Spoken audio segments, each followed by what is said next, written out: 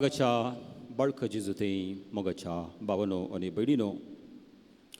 हो एक सन्निवेश हांवें तुमच्या मुखार दवरचो. हितलांतल्या एका व्हडल्या माडांत हांवन एक नाल्ल टप्प करून पडटा. बरो सुकलेलो नाल्ल तो घेवन आमी कितें करता? सण्ण काडून कडयेक गी या तरकारेक गी आमी उपयोग करता. पळय गी चिंतया, बऱ्या कालेतीचो बऱ्या सायजाचो गात्राचो एक नाल्ल वयर पडलेलो. एका दुसऱ्या ह्या उंचल्या उद्देशान हांव तो नाल्ल बरो सुकोवन थोडे दीस उदकान घालता. आनी उदकान घाल्ल्याचो परिणाम जावन ल्हानसो थंयसर एक मोंगो या कोंबरो फुटून येता आसतना तो नाल्ल हांव बऱ्या सुवातेर कावातो जावंक घालता. आनी उपरांत त्या बऱ्या वातावरणांत पडलेलो एक खावातो बरो पुष्कळ जावन वाडून येता आसतना एका बऱ्या सुवातेर हितलांत हांव तो नाल्ल लायता. नाल्ल तो जाल्लो खावातो वाडटा आनी उपरांत व्हड माड जाता, व्हडलो माड जाता. आनी माड जावन शंबरांनी हजारांनी नाल्ल आमकां मेळटात. एका नाल्लांत हजार नाल्ल थंयसर उत्पन्न जाता. एका नाल्लाची शाती ह्या समर्थी पळयात. एक फावटी सलिसायेन तो नाल्ल हांवें हातान घेतलेलो. उपरांत खावतो जावन माड जावन वाडटा आसतना माडाची तकली सयत आमकां दिश्टीक पडना, सोडोंक सयत थोडे फावटी कश्ट मारतात. माडाची अवधी कितली गी? एका माडाची अवधी 80 years, 100 वर्सां म्हणसर तो माड वाडटा, वंचता आनी उपरांत हजारांनी नाल्ल त्या एका नाल्लांत हांव उपजता. देवाची सृश्टी ही भोव अपुर्बायेची.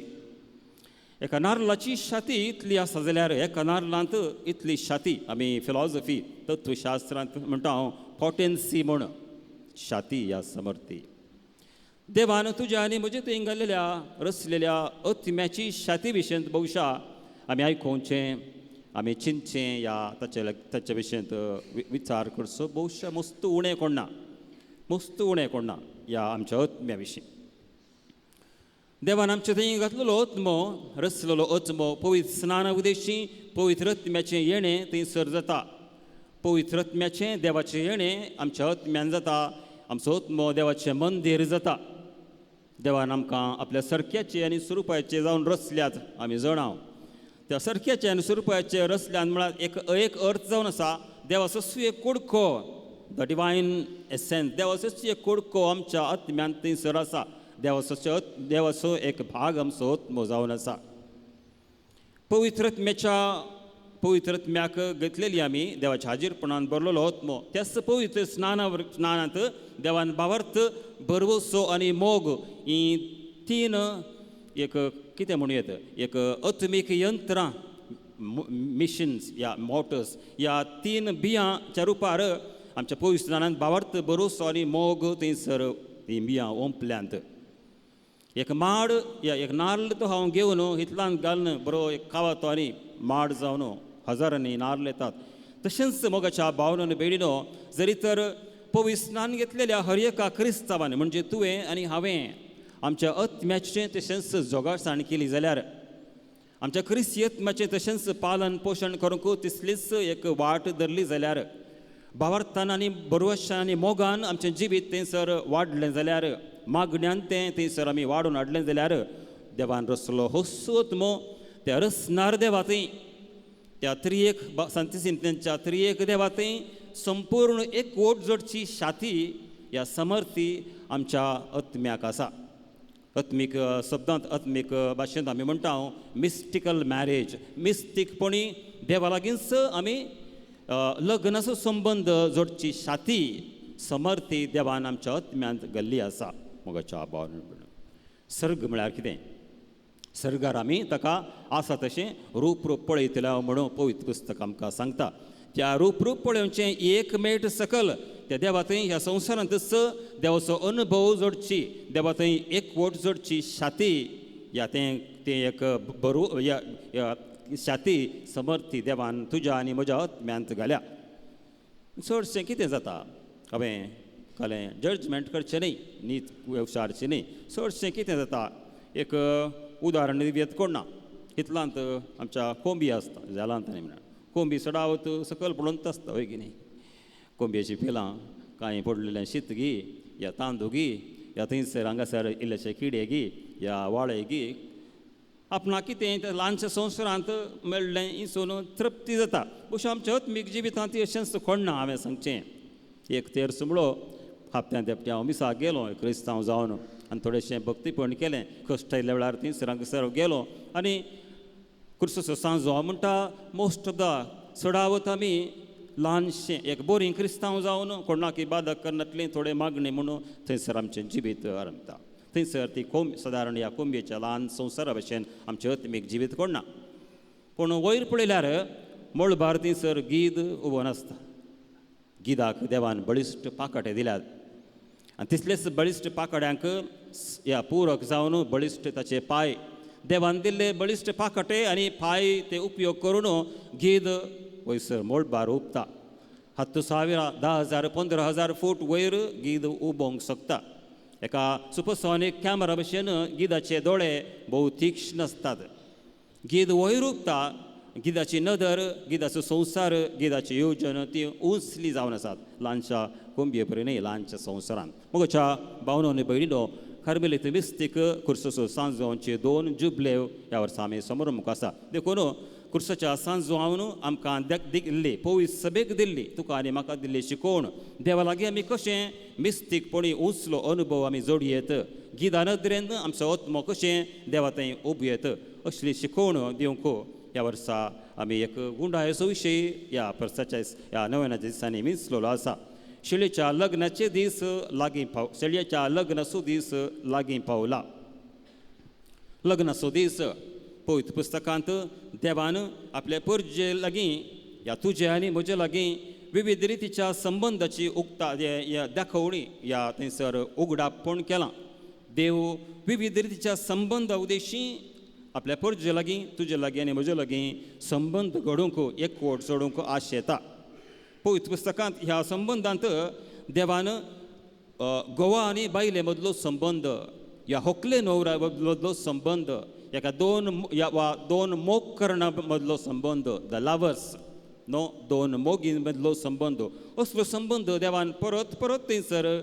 उगडाप केला देव एक ह्या सुमार असलेल्या थंयसर असलेल्या उल्लेखां पैकी 3 वा 4 सन्निवेशां हांव तुमचे मुखार दवरतां इसाया प्रवचन पुस्तक 54 अध्याय 5 वाक्य थंयसर देव सर्वस्व म्हणटा तुजो रचणार तुजो इस्रायला तुजो पती कोण तरी आपल्या तरणाटपणाचे पतीन एक सोडीत गाय म्हणटा सर्वेस्पर आपणाकच एक पती कसो देव थंयसर आमच्या मुखार येता आनी इस्रायल परचेक ह्या एका आत्म्याक पतीन एक थंयसर सरी करता आनी संबंद सोदता इसाया प्रवचन पुस्तक अध्याय 62 5वें वाक्य आयकतात तुमी जशें एक तरणाटो एके अंकवारी चलये कडेन लग्न जाता लग्नाचो संबंद पळया जशें एक तरणाटो आपले एके अंकवारी चलये कडेन लग्न जाता तशें तुजो रचणार तुजे कडेन लग्न जातालो आनी जशें एक न्हवरो आपले होकले थंय संतोसता तशें तुजो देव तुजे थंय संतोसता आमचे थंय एक सिंतिमेंतां ह्या बोगणांव हांवें जागोवंक जाय म्हणून ही उतरां आमी सांगची न्ही ही जावन आसा बासावणी पळयात देवाचें उतर सस्नीक सत देवाचें उतर प्रेजेंट एवर लिवींग सदांच जिवेतें देखून ह्या उतरां फाटल्यान देवाची बासावणी आसा देव एका तरणाट्या भशेन तरणाट्यान एका तरणाटे आनी एका चलये लागीं लग्न जावन संतोश पावसो आनी एक जावचो तो त्या संबंदा भशेन देव तुजे आनी म्हजे लागीं संबंद जोडूंक सोदता आपणाकच उगडाप करूंक सोदता सुवार्थेंत मातेव मार्क लूक आनी जोआन बरयल्ल्या सुवार्थेंतय असले सुमार सन्निवेश थंयसर आसात तांतले 2 जोआच्या सुवार्थेंत आमी वाचता अध्याय 2 जेजू खाना नगरांत थंयसर लग्नाच्या उत्सवाक हजर जाल्लो